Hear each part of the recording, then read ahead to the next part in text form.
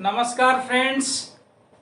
आज हम बात करने वाले हैं राजस्थान पुलिस उप निरीक्षक भर्ती परीक्षा 2021 के बारे में। फ्रेंड्स, हम आज बात करने वाले हैं कि बचे हुए 60 दिन में आपके एग्जाम की तारीख 4 सितंबर 2021 आ चुकी है। ठीक है, हम बात करने वाले हैं आगामी कुछ समय में कि बचे हुए 60 दिन में हम किस प्रकार से इस भर्ती परीक्षा के अंदर अपना चयन सुनिश्चित करें। ठीक है, क्या पढ़ें, क्या छोड़ें, करंट अफेयर्स की तैयारी कैसे करें, ये 3 बहुत ज्वलंत मुद्दे हैं फ्रेंड्स, जो हर अभ्यर्थी की जुबान पर हैं। अभी भर्ती परीक्षाओं का दौर चलने वाला है और यहाँ मुझे अभी एक बात याद आ रही है कि जमीन पे बैठ के क्या आसमान देखता है, जमीन पे बैठ के क्या आसमान देखता है, परों को खोल जमाना सिर्फ उड़ान देखता है, जमाना सिर्फ उड़ान देखता है। जमीन पे बैठ के क्या आसमान देखता है, परों को खोल जमाना सिर्फ उड़ान देखता है। फ्रेंड्स, मैं आपको एक चीज बताना चाहूंगा कि आपने किस रणनीति से तैयारी की, आपने कौन से टाइम तैयारी की। आप सुबह 4 बजे उठे, 3 बजे उठे, या आप पूरी रात पढ़े और 3 बजे सोए, या फिर आप गर्मी में बैठ के पढ़े, आप सर्दी में बैठ के पढ़े, आपके एसी लगा हुआ था, या फिर आप बिना पंखे के पसीने में तर होके पढ़े। इससे जमाने को कोई लेना देना नहीं है। जमाना सिर्फ चाहता है आपकी सफलता, जमाना सिर्फ चाहता है आपकी सफलता।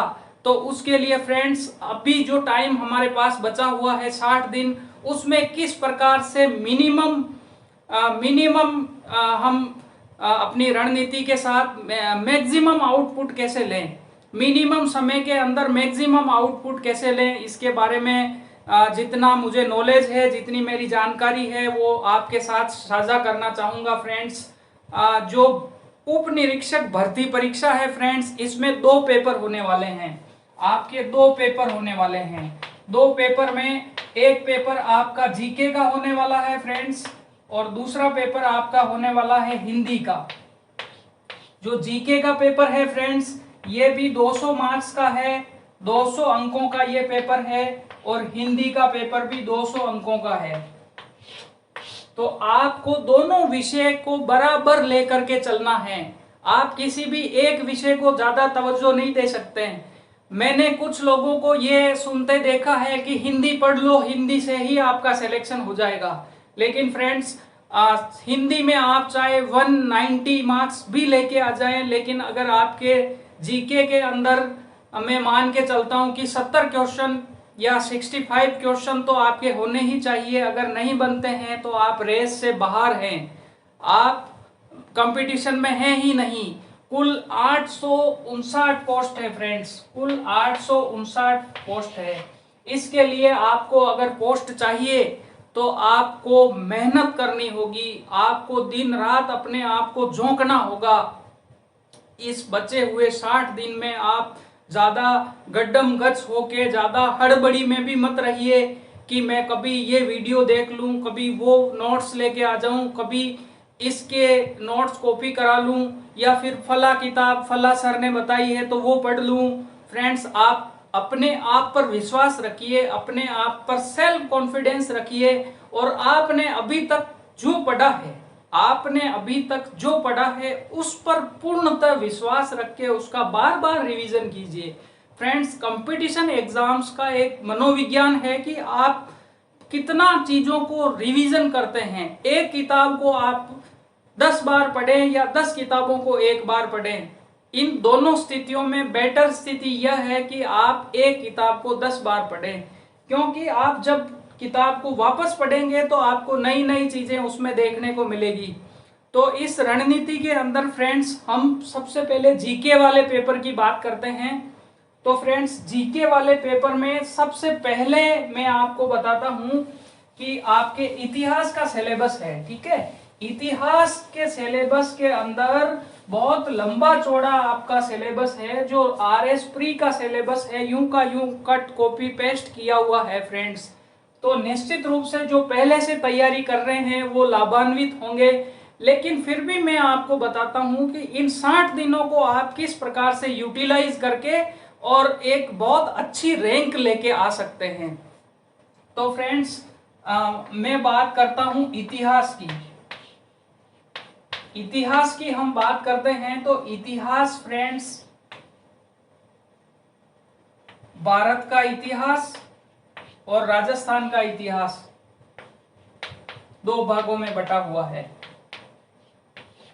और राजस्थान और भारत के इतिहास के कुल मिला के फ्रेंड्स, इतिहास विषय से आपके लगभग पिछली एग्जाम के ट्रेंड को देखते हुए 14 से लेके 16 प्रश्न आते हैं। 14 to 60 प्रश्न आपके क्वेश्चंस इतिहास विषय के आते हैं।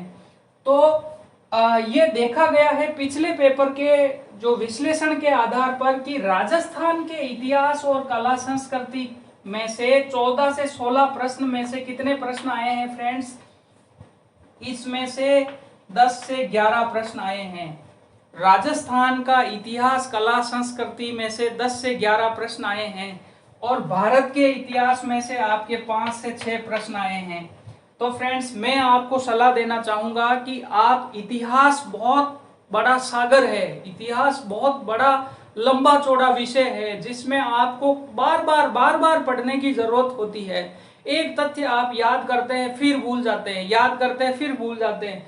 तो मैं आपको एक सलाह दूंगा कि इन 60 दिन के अंदर आप मुख्य जो चीजें हैं, मुख्य जो घटनाएं हैं, आप उन्हीं को सिर्फ याद करें, उनको बार बार रिवीजन करें, बार बार उनका दोहराव करें। ठीक है फ्रेंड्स? तो भारत के इतिहास में भी जो मध्यकाल और प्राचीन काल है, मध्यकाल और प्राचीन काल है फ्रेंड्स, उसमें से आपको 1 या 2 क्वेश्चन देखने को मिलते हैं। आप ऊपरी तौर से मेरे ख्याल से अगर पहले से तैयारी कर रहे हैं तो आपने उसको देखा होगा, पढ़ा होगा, तो आप उसको ऊपरी तौर से देख लेवें। ठीक है? और जो आधुनिक भारत का इतिहास है, आधुनिक भारत के इतिहास में भी फ्रेंड्स जो स्वतंत्रता आंदोलन है, जो स्वतंत्रता आंदोलन है फ्रेंड्स, ये बहुत बड़ी घटनाएं और इसकी जो मेन जो स्टेप्स हैं, जैसे असहयोग आंदोलन, ठीक है, जैसे चोरी चौरा कांड कब हुआ, जलियांवाला बाग हत्याकांड कब हुआ, ठीक है, आपके साइमन कमीशन कब आया, गांधी इरविन समझौता कब हुआ, भारत छोड़ो आंदोलन कब हुआ। तो इस तरह की जो घटनाएं हैं उनके बारे में, जो बड़े बड़े आंदोलन हैं, बड़े बड़े जो आपके क्या कहते हैं, जो घटनाएं हैं, और इसके साथ साथ जो आपके स्वतंत्रता संग्राम से जुड़े हुए जो क्रांतिकारी हैं उनके बारे में आप देख लेवें। और इतिहास को मैंने जो 2-3 एग्जाम प्रीलिम्स के पास किए हैं उसके अनुभव के आधार पर फ्रेंड्स मैं बता रहा हूँ, इतिहास को आप कितना ही पढ़ें ये आपको धोखा ही देता है। तो ज़्यादा पढ़ने के बजाय इतिहास को ऊपर ऊपर से देख लेवें, राजस्थान का इतिहास कला संस्कृति को बहुत अच्छा कर लेवें, तो आप 14 से 16 क्वेश्चन यहाँ से आ रहे हैं, आप आसानी से 11-12 क्वेश्चन इसमें कर लेवें, ज़्यादा ना उलझें। ठीक है? ये मेरी आपके लिए हम्बल रिक्वेस्ट है। मैंने जो इसी सिलेबस के आधार पे पिछले 2 प्रीलिम्स आरएस के प्रीलिम्स पेपर पास किए हैं, अच्छे नंबरों के साथ पास किए हैं, उसके अनुभव के आधार पर फ्रेंड्स मैं आपको बता रहा हूं, तो उसको आप देख लीजिए। उसके बाद नेक्स्ट सब्जेक्ट आता है फ्रेंड्स राजव्यवस्था। राजव्यवस्था, जो राजव्यवस्था है फ्रेंड्स, पॉलिटी, बहुत इंपॉर्टेंट सब्जेक्ट है पॉलिटी। पॉलिटी के अंदर फ्रेंड्स ये भी वापस 2 भागों में बटा हुआ है, राजव्यवस्था।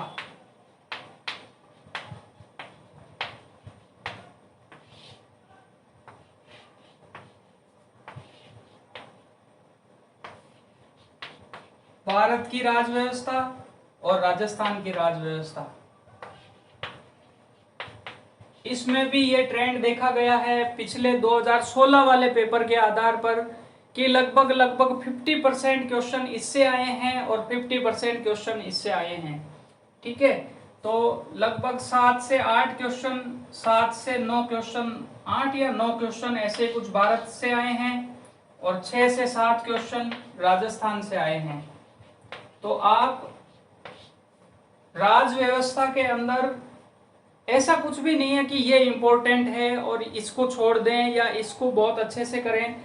राज व्यवस्था के अंदर फ्रेंड्स हर चीज इम्पोर्टेंट होती है और मुख्य रूप से मैं आपको बताना चाहूँगा कि आर्टिकल 1 से लेके और आर्टिकल 50 तक मूल कर्तव्य, 50, 51 तक जो मूल कर्तव्य है वहां तक आपको बहुत अच्छे से आर्टिकल वाइज याद होना चाहिए।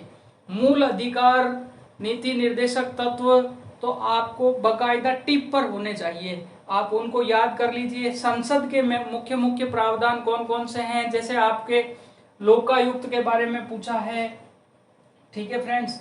राजस्थान के जैसे महिला आयोग आपके सिलेबस में हो सकता है, सूचना आयोग हो सकता है। तो इन आयोग की नियुक्ति कैसे होती है, वर्तमान में कौन है और इनको पद से कैसे हटाया जाता है, ऐसे बड़े बड़े प्रावधान आप देख लेंगे। और आप पहले से तैयारी कर रहे हैं तो आप हड़बड़ी में मत रहिए, आप वीडियो देखने के चक्कर में मत रहिए। आपको ज्यादा से ज्यादा खुद के मटेरियल को ज्यादा से ज्यादा खुद के ऊपर विश्वास करके चीजों को बार बार दोहराने की जरूरत है।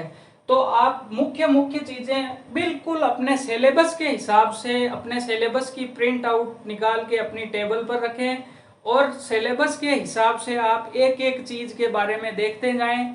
मेरे ख्याल से आप आसानी से यहाँ से राज व्यवस्था को कंप्लीट कर पाएंगे। और राज व्यवस्था ऐसी चीज है फ्रेंड्स जो एक बार आपके दिमाग में बैठ जाती है, एक बार घटनाएं आपके दिमाग में रच बस जाती है, उसके बाद आप आसानी से उनको भूलते नहीं है, ठीक है। तो राज व्यवस्था के बारे में हमने बात की है। उसके बाद फ्रेंड्स मैं आपसे बात करता हूँ भूगोल के बारे में, जो अगला विषय है आपका जो जीके वाले पेपर के अंदर, वो है भूगोल। भूगोल जो है फ्रेंड्स, भूगोल भी वापस आपका 3 भागों में बटा हुआ है। भूगोल का आपका सिलेबस है वो 3 भागों में बटा हुआ है फ्रेंड्स।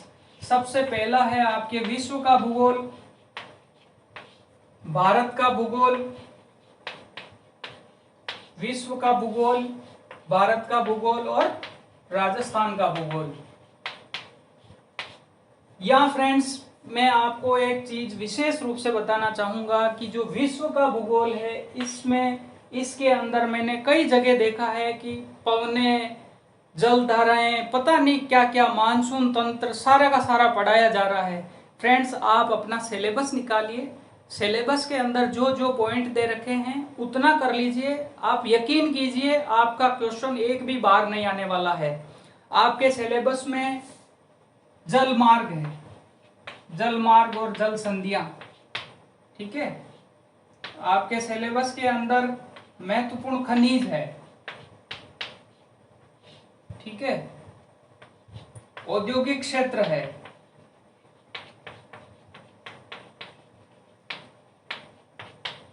अब आपने इनको किया नहीं और आप जलधाराएं पढ़ रहे हैं, मानसून तंत्र पढ़ रहे हैं। क्यों पढ़ रहे हैं, कोई मतलब नहीं है। आप अपना सिलेबस निकालिए, जल मार्ग देखिए, कौन सी संधि कौन से महाद्वीप को किसको कहाँ जोड़ती है, पनामा नहर किसको जोड़ती है, लाल सागर किसको के अंदर कौन सा क्या है। इस तरह से आप मैप को निकालिए और मेन जो चीजें हैं मेरे ख्याल से 12 से 13 जो है जल संधियां और जल मार्ग हैं वो आप देख लेंगे तो आपका काम हो जाएगा। उसके बाद जो खनिज है फ्रेंड्स, सबसे ज्यादा तांबा कहाँ मिलता है, सबसे ज्यादा चांदी कहाँ मिलती है, यूरेनियम कहाँ मिलता है, ठीक है। इस तरह से सबसे ज्यादा लो एस्क कहाँ मिलता है, सबसे ज्यादा मैग्नीज कहाँ मिलता है, सबसे ज्यादा चांदी कहाँ मिलती है, ये जो आप खनिजों के बारे में देख लीजिए। फिर उसके बाद औद्योगिक क्षेत्र, औद्योगिक क्षेत्र का आप एक मैप बनाइए विश्व का और उसमें दर्शा दीजिए। जैसे डेट्रॉइट मोटर गाड़ी के लिए प्रसिद्ध है, इसी तरह से जो शिकागो वो किसके लिए प्रसिद्ध है, कौन से उद्योग के लिए प्रसिद्ध है। इसी तरह से आप देश का नाम और उसमें बकायदा 2-3 मैप ले लीजिए, उसमें दर्शा लीजिए, उनको बार बार देखते रहिए। जो फेमस चीज होती है वही एग्जाम के अंदर पूछी जाती है। और अपने पास समय बहुत कम है कि हम बहुत बड़ी महेश वर्णवाल की किताब पढ़ें या फिर सविंदर सिंह कि भूगोल की किताब पढ़ें या फिर हम माजिद हुसैन की किताब पढ़ें, उतना समय अपने पास फ्रेंड्स नहीं है। तो मैं आपको बताना चाहूँगा, आप एनसीईआरटी की किताब ले लीजिए। जो भी किताबें एनसीईआरटी की आती है वो ले लीजिए, कक्षा 6 से 12 तक की, और उसमें आपके सिलेबस के हिसाब से क्या क्या मिल रहा है उसको नोट कर लीजिए। एक छोटी सी कॉपी आती है, उसमें ये मेन चीज़ें देख लीजिए। अगर 4 से 5 प्रश्न विश्व भूगोल के आ रहे हैं फ्रेंड्स, आप यकीन मानिए 3 से 4 प्रश्न आपको इन्हीं में से मिल जाएंगे। फिर आपको इधर उधर हड़बड़ी करने की कोई ज़रूरत नहीं है।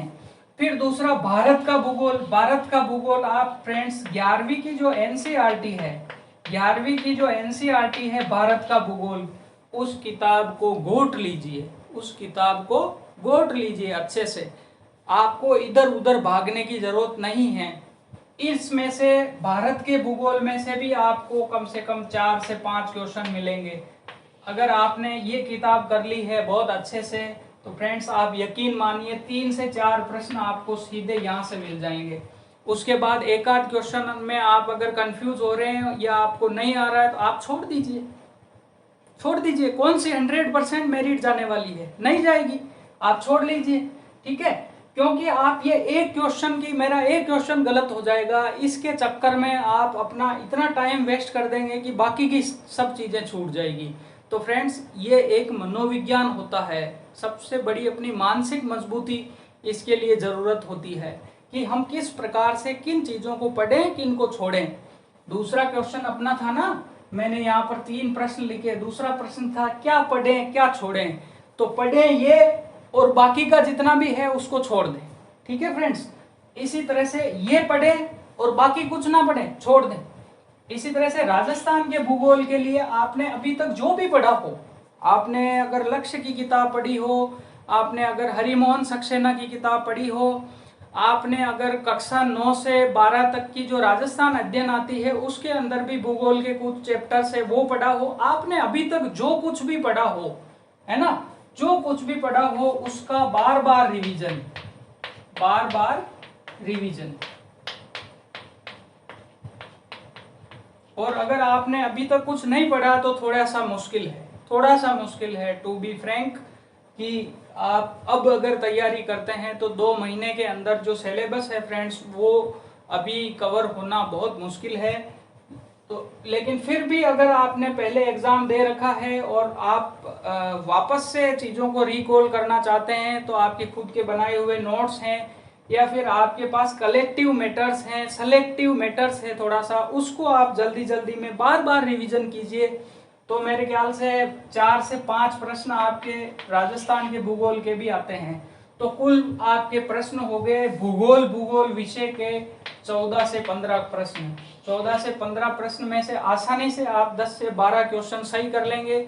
जो प्रश्न नहीं आते हैं उनको बकायदा आप छोड़ दीजिए। माइनस मार्किंग नहीं करनी है, बिल्कुल नहीं करनी है। आपको 100 में से 70 क्वेश्चन बनाने हैं, 30 क्वेश्चन की लिबर्टी आप ले सकते हैं। इसी तरह से फ्रेंड्स आगे हम चलते हैं नेक्स्ट सब्जेक्ट के बारे में। हमने राज व्यवस्था के बारे में, इतिहास के बारे में देखा है। अब मैं आपको लेके चलता हूं अर्थव्यवस्था की तरफ। यहां मैं आपको ये बताना चाहूंगा कि ये थोड़ा सा टेक्निकल विषय है, अर्थव्यवस्था।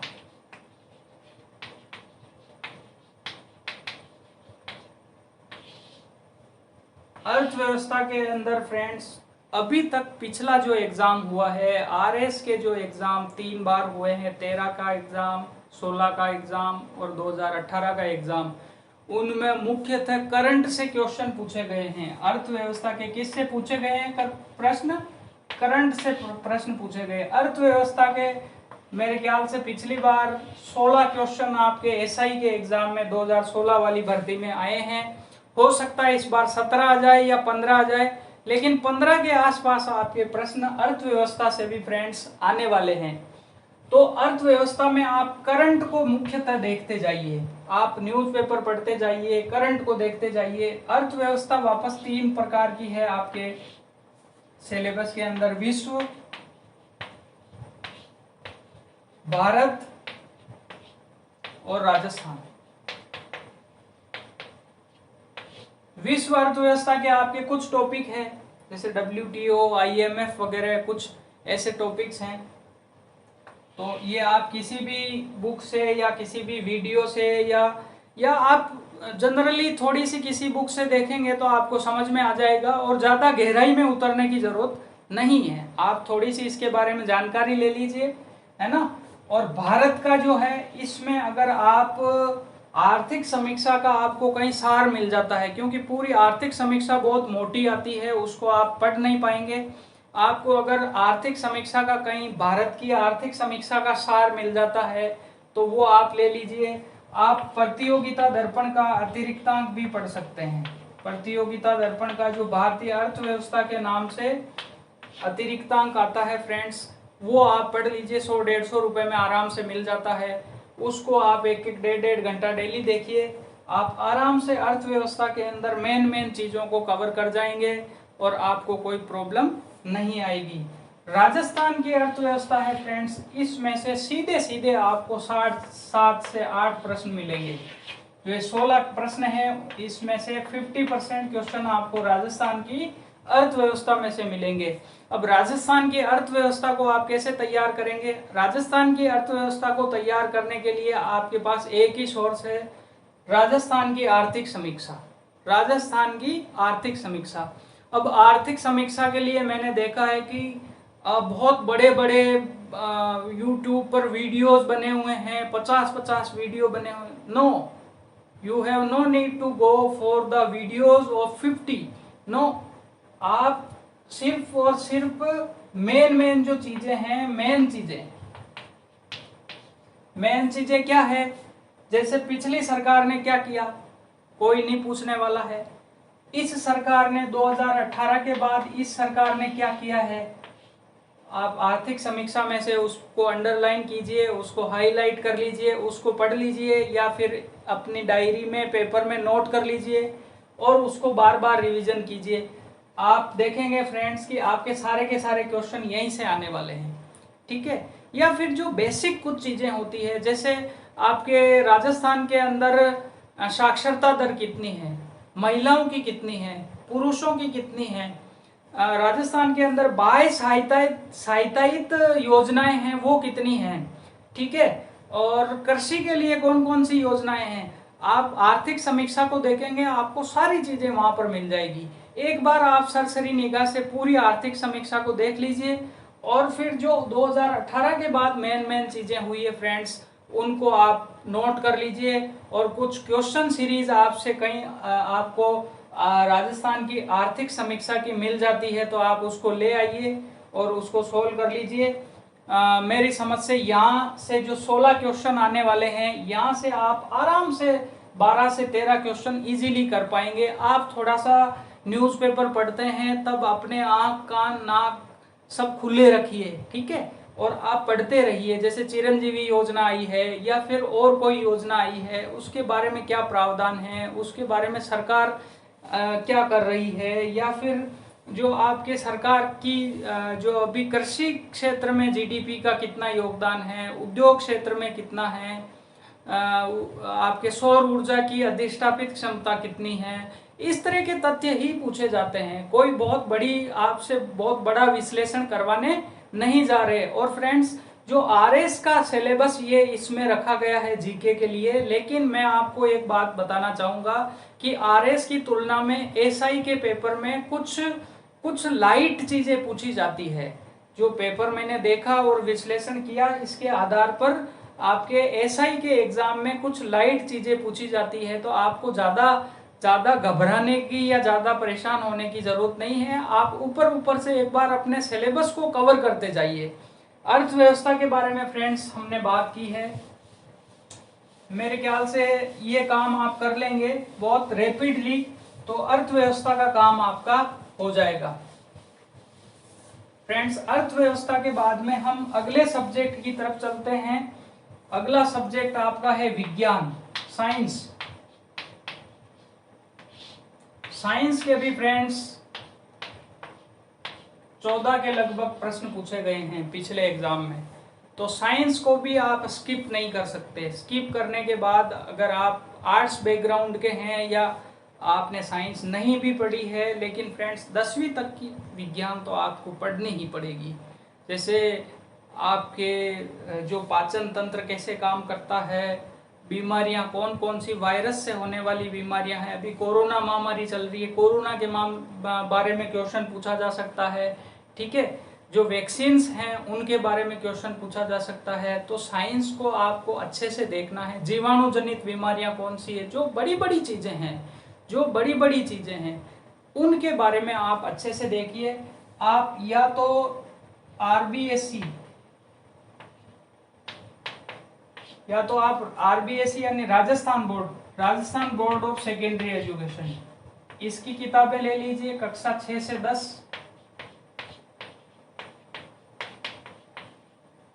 और आप अगर कक्षा 6 से 10 ना पढ़ पाए, आपके पास समय बहुत कम है, आपने पहले नहीं पढ़ी है, तो आप केवल 9 से 10 वाली किताब को अच्छे से देख लें।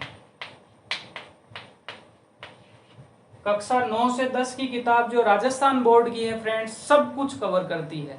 आपको बिल्कुल भी टेंशन लेने की जरूरत नहीं है, ना कोई बड़े बड़े पोथे या ग्रंथ पढ़ने की जरूरत है। ठीक है, अगर आप एनसीईआरटी की तरफ जाते हैं, अगर आपके पास राजस्थान बोर्ड की किताबें बंद हो गई है, अभी एनसीईआरटी का सिलेबस लागू हो गया है, तो आप एनसीईआरटी की भी कक्षा 6 से 10 आप किताब लाएंगे फ्रेंड्स, तो कक्षा 6, 7, 8 की छोटी किताबें होती है, जल्दी से आप कर लेंगे। ठीक है, वो करने के बाद कक्षा 9 और 10 की बहुत अच्छे से आप देख लें। मेरे ख्याल से जो 14 क्वेश्चन जो भी आपके आने वाले हैं, पिछली बार 14 आए हैं तो इस बार 13 आ सकते हैं, या 15 आ सकते हैं, या 16 भी आ सकते हैं, तो उनको आप कर लीजिए। इसके बाद फ्रेंड्स एक पार्ट ऑफ और है आपके विज्ञान, सामान्य विज्ञान के अलावा, वो है तकनीकी का, टेक्नोलॉजी।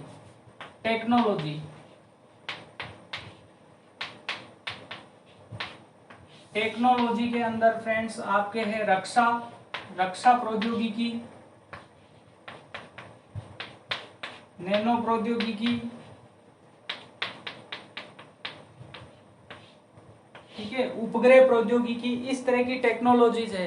इस तरह की टेक्नोलॉजी के अंदर जो करंट में चीजें क्या चल रही है, जैसे अभी किसी भी मिसाइल का परीक्षण हुआ है, या फिर नैनो के अंदर अभी क्या काम हुआ है, कोरोना महामारी में कौन सी टेक्नोलॉजी से किससे क्या हुआ है, आप ज्यादा इनके गहराई में बड़े बड़े नोट्स और बड़ी बड़ी किताबें ला के पढ़ने की जरूरत नहीं है, आपके पास टाइम नहीं है इतना। तो आप मेरे ख्याल से करंट के बारे में इन टेक्नोलॉजी को समझ लेंगे। थोड़ा सा आप बेसिक देख लीजिए, आप किसी भी बुक में से थोड़ा सा बेसिक देख लीजिए कि नैनो टेक्नोलॉजी क्या होती है, इसके अंदर मिसाइल्स के कितने प्रकार होते हैं, कौन कौन सी मिसाइल्स जो है आपके उनकी मारक क्षमता कितनी है, कौन सी स्थल से स्थल की मिसाइल है, कौन सी स्थल से वायु की मिसाइल है, कौन सी वायु से वायु की मिसाइल है। इस तरह के इजी प्रश्न ही पूछे जाते हैं। आप बहुत बड़े जो दिल्ली के विशेषज्ञ आके यहाँ जयपुर में पढ़ाते हैं, पूरा का पूरा ये नैनो मिशन, ये आपके पूरा पता नहीं कौन कौन सी टेक्नोलॉजीज पढ़ाते हैं, वो कंप्यूटर प्रौद्योगिकी फलाना ये वो, पूरी 4 कॉपी भरवा देते हैं इतनी मोटी। आपको वो सब कुछ करने की जरूरत नहीं है। आप करंट में जो जो चीजें हैं उनको देख लीजिए, आपके पास समय नहीं है, आपका काम हो जाएगा, आप इजीली 10 से 12 प्रश्न यहाँ से सही कर लेंगे। इसके बाद फ्रेंड्स नेक्स्ट जो आता है अपना, वो आता है मैथमेटिक्स और रीजनिंग। अगला सब्जेक्ट आपका कौन सा है? मैथ्स और रीजनिंग। मैथ्स और रीजनिंग के लगभग फ्रेंड्स आपके 12 या 13 क्वेश्चन गणित व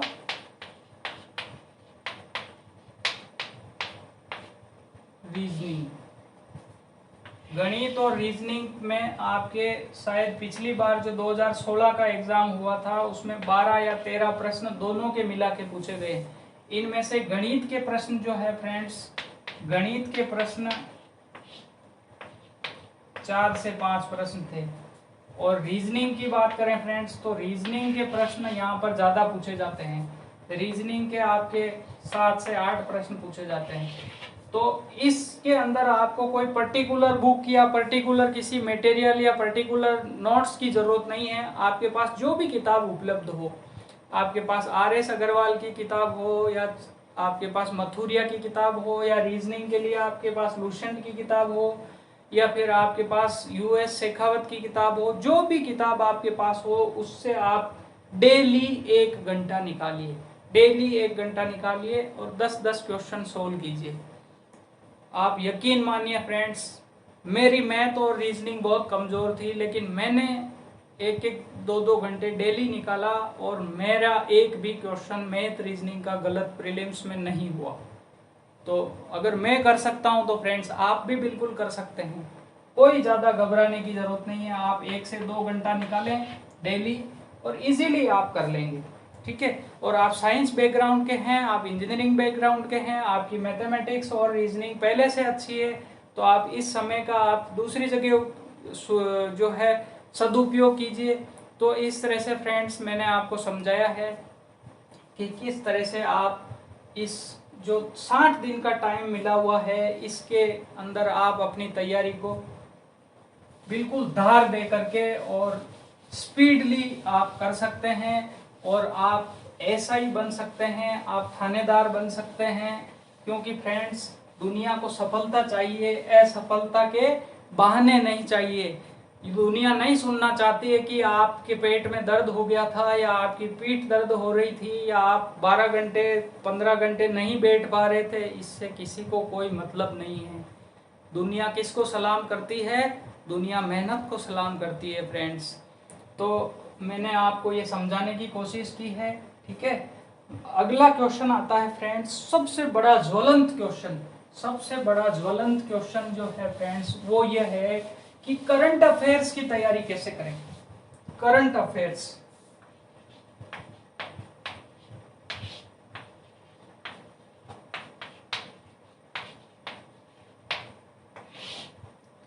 मैंने 90% स्टूडेंट्स को देखा है जो सब करंट अफेयर्स ही पढ़ते हैं पूरे दिन। कोई वीडियो देख रहा 2 घंटे के, उसके अंदर ऐसी ऐसी चीज़ें पढ़ाई जा रही है, ऐसी ऐसी बातें बताई जा रही है जिसका आपके एग्ज़ाम से कोई मतलब नहीं है, जिससे आपके एग्ज़ाम से कोई मतलब नहीं है, जिससे आपके एग्ज़ाम का कोई लेना देना नहीं है। आपके एग्ज़ाम के अंदर फ्रेंड्स करंट अफेयर्स के भी वापस टुकड़े कर रखे हैं, जैसे राष्ट्रीय, अंतर्राष्ट्रीय और राज्य स्तर की घटनाएं।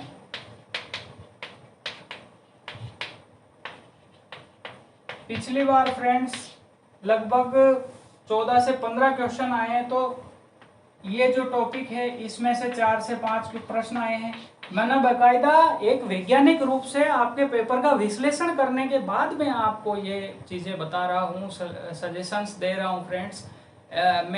मैंने जो एग्ज़ाम दिए हैं और मैंने आपके SI का 2016 वाला पेपर को बहुत डिटेल से स्टडी करने के बाद मैं आपको बता रहा हूँ कि ये जो आपका टॉपिक है करंट के अंदर इसके 4 से 5 क्वेश्चन आते हैं। दूसरा फ्रेंड्स, पहला टॉपिक ये हो गया। दूसरा टॉपिक आपका है खेल कूद से संबंधित।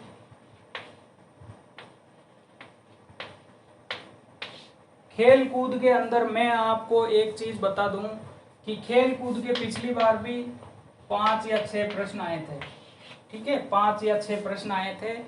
तो अभी 23 जुलाई से जापान के टोक्यो में ओलंपिक खेल होने वाले हैं। तो मुझे लगता है कि फ्रेंड्स ये 5 से 6 प्रश्न आएंगे, इनमें से आपके 2 से 3 प्रश्न टोक्यो ओलंपिक से ही आ जाएंगे। तो आपको बहुत ज़्यादा हड़बड़ी या इधर उधर परेशान होने की ज़रूरत नहीं है। आप अखबार पढ़ते रहिए। जैसे अभी पिछले कुछ टाइम पहले एक फुटबॉल के खिलाड़ी थे डिएगो माराडोना, उनकी मृत्यु हो गई थी।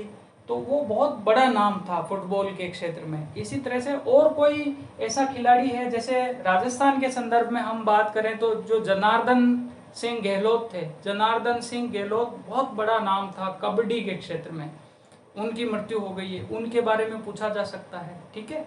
तो जनार्दन सिंह गहलोत को एक तरह से विश्व स्तर पर कबड्डी के जन्मदाता के रूप में माना जाता है। उन्होंने कबड्डी के लिए बहुत काम किया है। तो जनार्दन सिंह गहलोत के बारे में आपको पढ़ना चाहिए। फिर टोक्यो ओलंपिक जो है फ्रेंड्स, इसके बारे में आप बहुत अच्छे से स्टडी कर लें किसने राजस्थान से कौन कौन प्रतिनिधित्व कर रहा है, और जैसे ही ये गेम्स होते हैं उसके बाद कितने पदक मिले हैं, कितने स्वर्ण मिले हैं, कितने रजत मिले हैं और कितने कांस्य मिले हैं, उसकी आप टेबल बना लें और बहुत अच्छे से टोक्यो ओलंपिक को कवर कर लें। मेरी समझ से आपके 2 से 3 क्वेश्चन फ्रेंड्स यहाँ से मिल जाएंगे, और 2 से 3 क्वेश्चन जो मैं बता रहा हूँ अभी, जैसे डियोगो माराडोना के बारे में मैंने आपको बताया है, मैंने आपको जनार्दन सिंह गहलोत के बारे में बताया है, इसी तरह से और कोई ऐसा व्यक्तित्व है जैसे सुशील कुमार अभी चर्चा में रहे थे एक किसी वजह से, है ना, कोई आरोप था उन पर। इसी तरह से जो खिलाड़ी बहुत चर्चा में रहते हैं उन्हीं के बारे में पूछा जाता है। आपको किसी नाइजीरिया में या किसी स्पेन में या किसी में वहाँ कोई छोटी मोटी प्रतियोगिता हो रही है उसके बारे में बहुत ज़्यादा पढ़ने की ज़रूरत नहीं है, ठीक है। आप जो प्रसिद्ध चीज़ें हैं उनको कीजिए। तीसरा है फ्रेंड्स प्रसिद्ध व्यक्तित्व, प्रसिद्ध व्यक्तित्व व स्थान।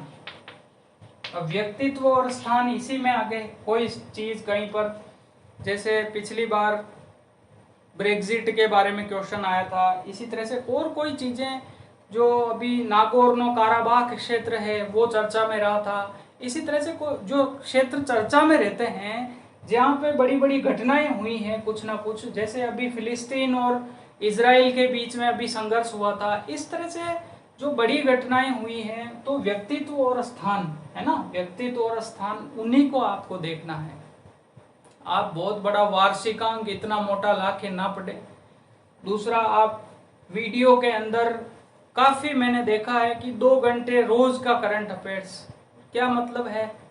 अमेजन के जंगल में कोई छिपकली मिली है, कोई कहीं पर कोई 3 टांग का मेंढक मिल गया है, क्या मतलब है आपके एग्जाम से? उसका कोई मतलब नहीं है। आप वैज्ञानिक विश्लेषण कीजिए, आपके करंट के सिलेबस को भी वापस विश्लेषित किया हुआ है, आप इसको देखिए, यहाँ से कितने प्रश्न आ रहे हैं, यहाँ से कितने प्रश्न आ रहे हैं, यहाँ से कितने प्रश्न आ रहे हैं, और बड़ी बड़ी चीज़ों का मेरे ख्याल से आपके 15-20 पेज का कुछ मटेरियल बनेगा और आसानी से आप इसमें स्कोर कर लेंगे। ये मेरा व्यक्तिगत अनुभव है।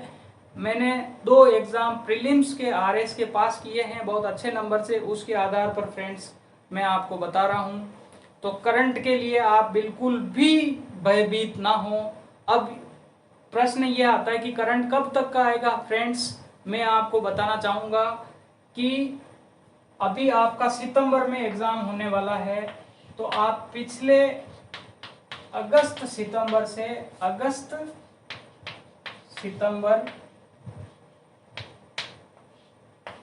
2020 से, अगस्त सितंबर 2020 से लेके और आपके अगस्त सितंबर तो 4 सितंबर को आपका एग्ज़ाम ही है, तो अगस्त तक आपका करंट अफेयर्स आप देख लीजिए। और विशेष रूप से मैं आपको बताना चाहूँगा कि जो जनवरी के बाद है, जनवरी 2021 के बाद का जो है उसको आप बहुत अच्छे से देखें। जनवरी 2021 के बाद भी जो अभी वाले 3 महीने हैं लास्ट वाले, कौन कौन से? जुलाई से पहले जून से पहले मई और अप्रैल। फ्रेंड्स, आप यकीन मानिए ये जो महीने हैं इनमें से आपके 80% करंट अफेयर्स आपको मिल जाएंगे। तो करंट अफेयर्स के लिए आप न्यूज़पेपर डेली पढ़ते रहें, आप रेडियो न्यूज़ सुनते रहें, डीडी न्यूज़ सुनते रहें, आपके पास अगर उपलब्ध है तो, और आपके पास अगर उपलब्ध नहीं है तो आप जो 10-15 रुपए वाली क्रोनोलॉजी आती है फ्रेंड्स, क्रोनोलॉजी जो अंतर्राष्ट्रीय क्रोनोलॉजी आती है, सस्ती भी है और बहुत ही रिलायबल है, बहुत अच्छी किताब है। इसमें राजस्थान का मटेरियल आपको मिल जाएगा, भारत का मिल जाएगा, विश्व का मिल जाएगा। अभी ये मई और जून की एक साथ आई थी, मई और जून की एक साथ आई है, वो आप ले आइए। नेक्स्ट जो आ जाएगी वो ले आइए। 1-2 महीने की पहले की आप दुकान पर किसी भी शॉप पर अप्रोच करेंगे तो आपको इजीली मिल जाएगी, उसको लाके आप पढ़ लीजिए। करंट के आप नोट्स बनाने के चक्कर में मत रहिए, अब नोट्स बनाने का टाइम नहीं है। आप जो 5-7 जो भी आपके पास क्रोनोलॉजी हो उनके अंदर अंडरलाइन करते जाइए। और अभी जो ये 2 महीने हैं, 60 दिन हैं, इसमें आप न्यूज़पेपर को बहुत अच्छे से देखिए।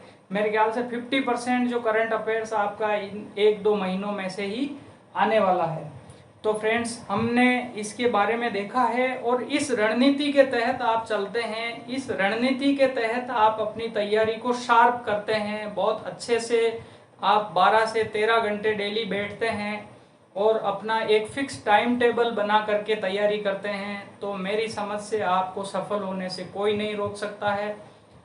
नेक्स्ट हम वीडियो की बात करेंगे। नेक्स्ट हम जो बात करेंगे वो हिंदी की रणनीति के बारे में बात करेंगे। फ्रेंड्स, ये वीडियो बहुत बड़ा हो जाएगा, इसलिए मैं अपनी बात को यहीं विराम दूंगा और 2-3 सलाह मैं आपको देना चाहूँगा कि यदि आप अपना आउटपुट बढ़ाना चाहते हैं, यदि आपकी थकान को कम करना चाहते हैं, आप मानसिक रूप से फ्री रहना चाहते हैं, तो फ्रेंड्स 2-3 चीज़ें मैं आपको बहुत यूनिक बताने वाला हूँ। आप उस पर विश्वास कीजिए, मेरी अपनाई हुई चीज़ें हैं, तो वो मैं आपके साथ शेयर कर रहा हूँ। आप डेली 30 से 40 मिनट अपने आप को दीजिए, ठीक है। 30 से 40 मिनट आपको क्या करना है, योग कर सकते हैं, ध्यान कर सकते हैं, या फिर आप कोई भी एक्सरसाइज कर सकते हैं। लेकिन ये 30 से 40 मिनट अगर आप अपने आप को देंगे तो आप एक ताजगी महसूस करेंगे। आप पूरे दिन आपको उबासी नहीं आएगी, आप पढ़ाई के अंदर आपको अलग से एक जोश सा आएगा कि हाँ मुझे करना है। तो फ्रेंड्स, आपका खाना आराम से पच जाएगा। आप कम खाइए, थोड़ा सा, बिल्कुल खा के और नशे में बिल्कुल बैठे हैं और आप पढ़ाई कर रहे हैं, ऐसा नहीं होता है फ्रेंड्स। आप थोड़ी थोड़ी मात्रा में खाना खाइए, संतुलित आहार खाइए और आप 30 से 40 मिनट डेली सुबह का टाइम अगर आप दे पाते हैं तो बहुत ही अच्छा योग, ध्यान और एक्सरसाइज पर दीजिए। दूसरी सलाह मैं आपको दूंगा फ्रेंड्स कि आपको जो सोशल मीडिया है बिल्कुल बंद करना है, बिल्कुल सोशल मीडिया को बंद करना है। कोई मतलब नहीं है उसका कि आपके कितने लाइक हो गए, आपने किस पर कमेंट किया, किस पर क्या नहीं किया, या फिर आपको कितने लोग पसंद कर रहे हैं, या फिर आपने किसको कौन सी चीज़ टैग कर दी, क्या कर दिया, वो कर दिया, कोई मतलब नहीं है आप इनको। और मैं तो एक ही सलाह दूंगा कि आपके अभी 60 दिन बचे हैं, आपके जो है मोबाइल से फेसबुक को तो उड़ा ही दीजिए। ये सबसे बड़ा टाइम किलर है। आज दिन तक फेसबुक से कोई रिजल्ट नहीं आया है, उल्टा इसने युवाओं को बर्बाद ही किया है। मैं ये नहीं कह रहा कि बिल्कुल नहीं चलाना चाहिए, आप भी सोशल मीडिया का ज़माना है, हमें हर चीज़ से अपडेट रहना चाहिए।